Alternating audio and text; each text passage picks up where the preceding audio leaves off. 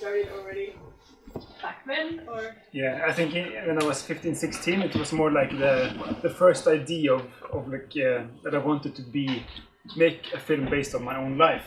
So it was more like not maybe an idea, but maybe a dream or like a fantasy. And then I think the idea for this film came when I was just finished with my previous film, which is called Out of Nature, which is about a man who's very he goes for a mountain trip and we get like uncensored access to his thoughts while he's like going on this mountain trip. And he's very self-absorbed, but he's struggling with kind of trying to solve his social life, his family life.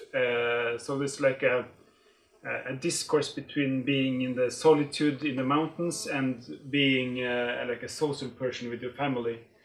And when I was making that film, there was so much I wanted to say about how it is to be a human being, like in these days, and how we struggle to kind of find our place in all those kind of spaces or places we are in space and time. Like we're a part of our society, our family, but we're also a part of like the universe. And I wanted to make a film where I could like make a wider horizon for my themes. So and then I was sitting on a balcony, actually on a balcony there, thinking about this, and I found that this balcony is a good place to start because it's just in the middle of the eternity that's out there, which is very abstract, and like the very concrete dust under the sofa, and my kids and my family life and my daily routines. And the balcony is like in between those two very different, what do you call it, like environments in our life. So and then I had the idea that I wanted to shoot through a whole year to get all the traditions and routines and everything is like circle based. The circle is like a thing with the film that everything is repeated. Yeah. But did you have everything sort of planned in your head beforehand, or how much of it just came as you were shooting the film? Yes, something was planned, and maybe like 50% were like planned. I wrote a script, like some parts were more like a normal fiction script. For instance, when I'm what kind of scenes? Yeah, the scene where the neighbor, the woman who was lonely. Then I had to write like a normal script, all the scenes she was going to be in, what kind of shots we wanted. And then again, there were some like more documentary scenes with my family that I would plan. Like for instance, when we teach our daughter how to ride the bicycle. And then we just had some scenes where I just fully improvised. I knew I wanted some scenes through the whole year. We were just like doing everyday family things, like follow my kids to school or whatever. So and then we used 7 months of editing the film, which is very, very long. It's like 4 times longer than you normally do in the film. So it was very much a film that was made during the process of the film. So some things were like written and some things were improvised. And, yeah. Any questions from the audience at this point? You can ask about Thank you very much for the film. It was very beautiful and meditative also. I want to ask you, you said you think about the future a lot, but when growing older and older, I think thinking about the future lessons, because dying is more and more near. Understood. Have you noticed any such kind of development during your life? Yeah, I think in this film I turned 37, isn't it? I turned 37, I think, when I made this film. And this summer I turned 40. So there's been 3 years from the shooting of some of those scenes. And no, is it 38? 38, I think. Is it 38? Okay. Good. We're not 41. No, I'm not 41. No. But still, even though it's only 2 years, I'm turning 40 is kind of like a milestone. And I've noticed that like the end is nearing, and you're more aware of. I don't know. I think where I'm in life now, it's like you're in between. Like you have your childhood and you're still trying to deal with things that happened in your childhood or who you were and the expectations you had. And you're also knowing that there's like, you're halfway to the end. So I kind of feel like both the film and myself, we are like, it's very normal, I think, to both look back on your childhood and all the memories you had, and also have like still have expectations of what your kids are going to become and how they will reflect on their childhood, and you see yourself also a lot through your children, and so yeah, maybe I guess it will happen that I will be more and more. You said you were looking back in time. No, but in the being in the present. You're more in the present now than you were. Yeah. Oh, good. I hope I will be too. Is there another question? Yeah. Well, thank you very much.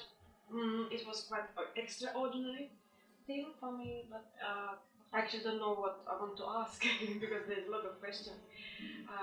Did you learn by yourself something like how would you during that 3 years when you were shooting the movie? Did you learn for yourself like how would you live your life better way, or is there like some lesson that you found out? Yeah, it's a good question. I only shot the film during 1 year, but I used like almost 3 years from I had the idea till I kind of finished editing. Yeah. But I think I sum it up somehow in the end that and I also like I'm still more and more aware of that everything is changing all the time, and especially when my kids were very young, I always had the idea that. Okay, but when the sleeping routine is getting better, then things will sort out. Or when they stop using diapers, then it will sort out. Or when they start at kindergarten, things will sort out. And you realize that it will never sort out. Everything is always changing. There's always something new, things that are happening. And then I understood that I had to like just accept that it will never life will never be fixed. It's like some days you wake up and everything is like in harmony and you understand everything and everything is in its right place, and then the next day you wake up and you don't know anything anymore. You don't know why what you're doing and how life works. And I think it's probably, maybe you know better than me, but it's like that the whole life, that you are kind of struggling to sort it out somehow. So I think that just accepting change and trying also to be a part of change, not be afraid that things are changing around you. And not being afraid that you're going to change yourself is what I try to do, but I think it's very hard. So it's also to accept like the struggle and the conflicts is something I've been more aware of. So that's probably what I think I learned from the process the most. Yeah, I wanted to ask. Thank you very much. I wanted to ask about you. In the beginning, you mentioned that when you spoke that that everybody would have a different type of movie if everybody made movies. First question, do you think it's necessary for everyone to make movies, or should film makers just make movies? Because, okay, if I give an example, if all the Norwegians made a movie like this, do you think it might be quite similar?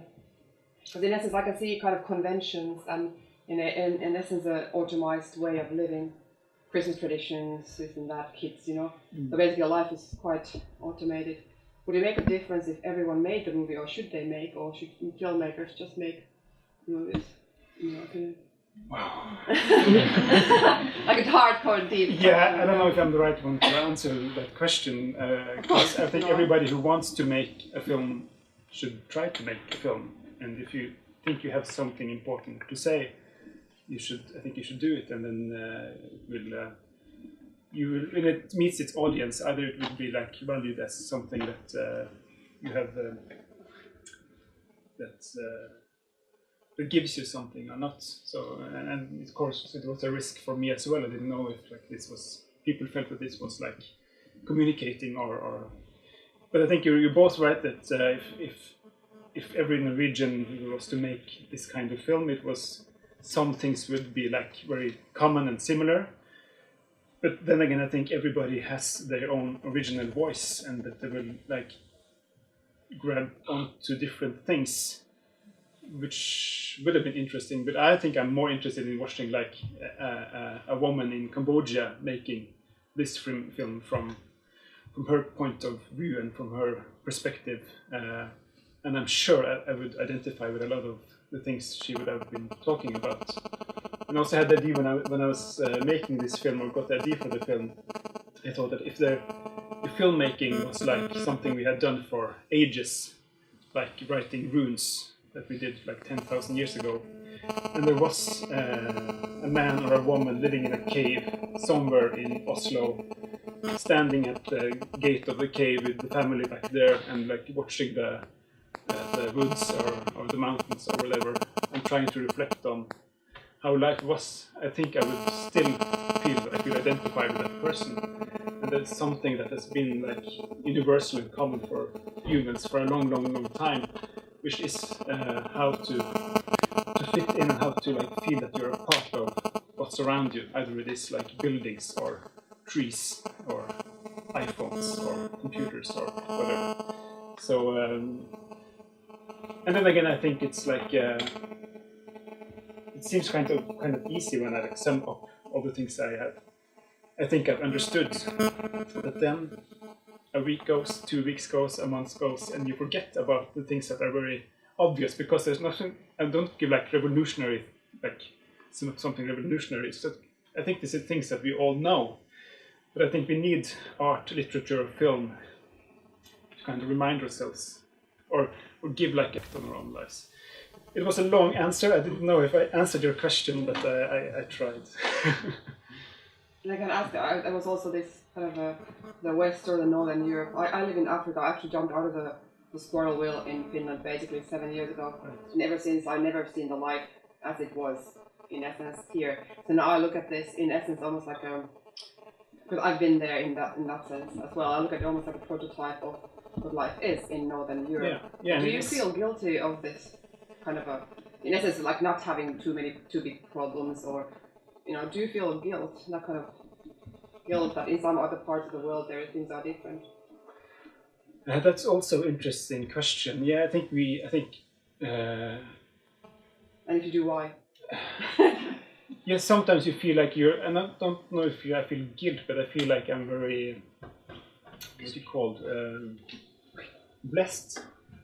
Like I'm blessed, and sometimes I think, like when we had this, the Utøya massacre in Norway 6 years ago, it was like that everybody wanted to be as close to that disaster or like that massacre. Everybody wanted to know something was there, or to take part of the grief. And I think that says something that we are lacking kind of like conflict or struggles or things to that feel important enough to feel bad about.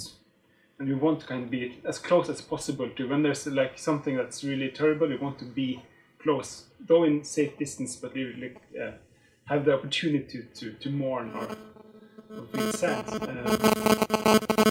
And I think that's how it is for me. I didn't choose to grow up in Norway or with all the generation who had all the oil and the wealth flowing into our country, and that gives another kind of struggle, like the white sorrow, like you don't have anything like specific to kind of point. I have to go to my uncle who died 20 years ago to find something I can like. Yeah, exactly. And I think your movie was really good for me, because I'm going back to Africa in Wednesday, and I keep it Africa because I don't want to specify. It doesn't matter where I live. But somehow this movie actually answers a lot of questions I've been wondering. Why did the Finnish come there to look for the poverty, look for the grief, and then they're so worried and they just go like headless chickens around trying to look for this grief, and I wonder, when they can actually be totally happy, they try to somehow come and I think feel that kind of look for that pain. And I find it somehow weird, because I've seen both sides in essence, and you can actually be happy in life without feeling guilt towards, because so thank you very much. It's opened for me a lot of interesting answers. I just took like my perspective. That's why it's always also called from the balcony, because the balcony is kind of a bourgeois way of like seeing the world And so from the social balcony. as well. Yeah. So you understand that it's a privileged kind of perspective, Yeah. and that's how my life is, and that's what I. And then I hope someone else can make like a film from the gutter or somewhere else.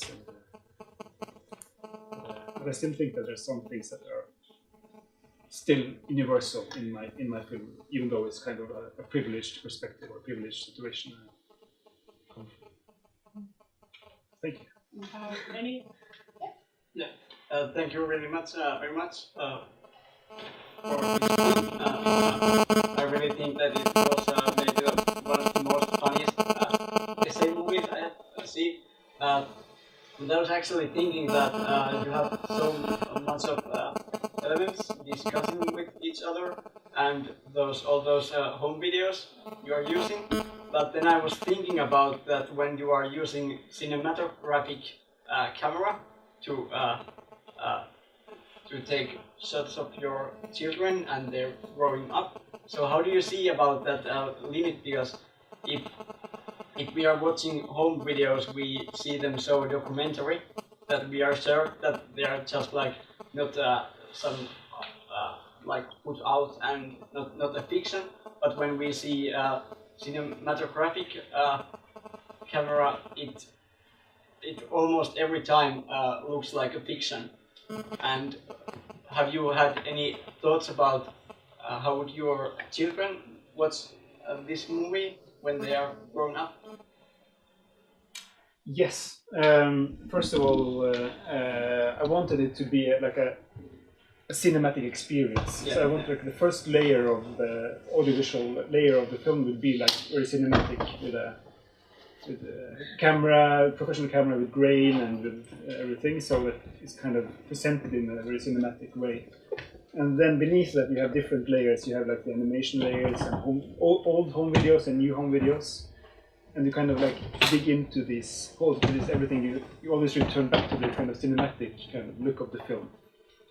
And my children reacted very differently from when there was like a cameraman and a boom operator.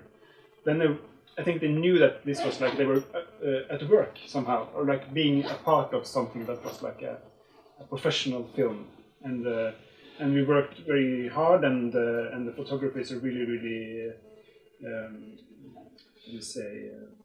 a trustworthy person. So that as you can see, some of the scenes, my kids, it's as they don't notice that there's a camera there.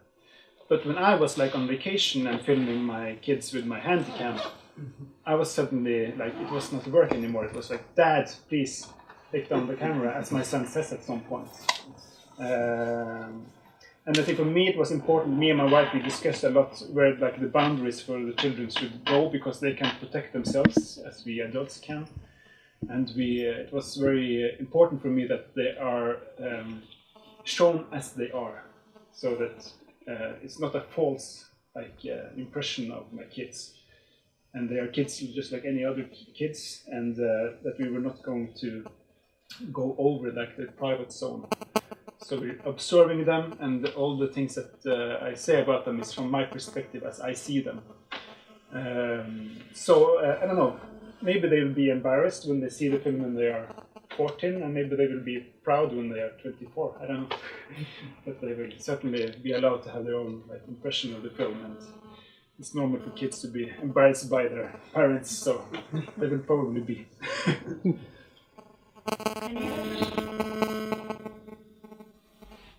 Was it easy to get your family along, or discuss it with your wife that they're going to be part of this film? Yes, it was. My wife really liked the project, yeah, and my kids, they were like, when I said tomorrow we're going to shoot a new scene, they were like, so, but they did it still, and they got money, so that was okay. They said they were only doing it for the money.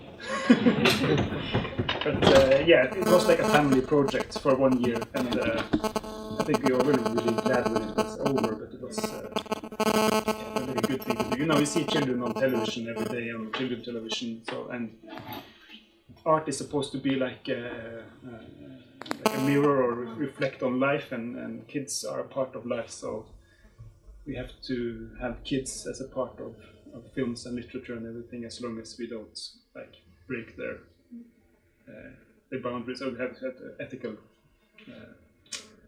parameters. Yeah.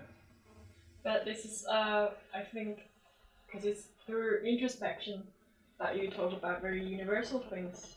Did you have, we already talked about it a bit, but like, did you have something specific in mind that you would like to evoke in the audience with this film? Or? For me, film or the films I have enjoyed the most are very like it's not intellectual films. I think film is a very emotional expression of art, and at least to me, and very intuitive. And I think if you have too much, like, if I was to have many references to like Kierkegaard and Sartre and other like existential philosophers, you would start using your head in another way, and you would not open yourself to kind of reflect on your own life or feel emotional about certain things in your life. So for me, it is important that I give like space in the film so that the audience can participate and it can open some emotions. And so I think I want more to like create some kind of emotional movement, not being too controlled, but like give those emotional, intuitive spaces, and then when the film is over, you can start analyzing and use your head in another way. So yes, I always try to go with my gut feeling or my own emotion, and So yeah, I think I just wanted to I read a lot of books, and when I read books, I find that I can have like a different kind of space, and then when I watch like James Bond films, which is like, and I want also film to be a place that you can watch a film and it's okay if you suddenly kind of find yourself thinking about something, and then your attention is called upon again. It doesn't mean it is a boring film.